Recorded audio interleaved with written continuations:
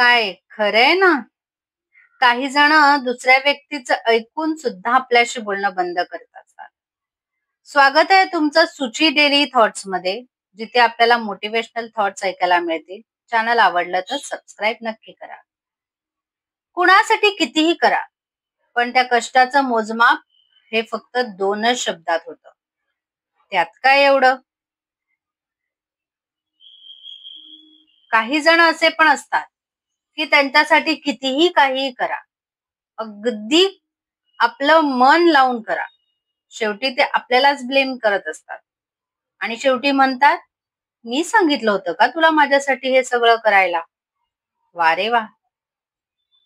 आपल्याशी न बोलणारे सगळेच जण जे असतात ते स्वतःच्या मर्जीने आपल्याशी बोलणं बंद करत नसतात. काय माहितीये का, काही जण दुसऱ्या व्यक्तीचं ऐकून सुद्धा आपल्याशी बोलणं बंद करतात. उत्तर तर प्रत्येकाकडेच असतात, पण काही जण तत्वात बसत नाही म्हणून शांत बसलेली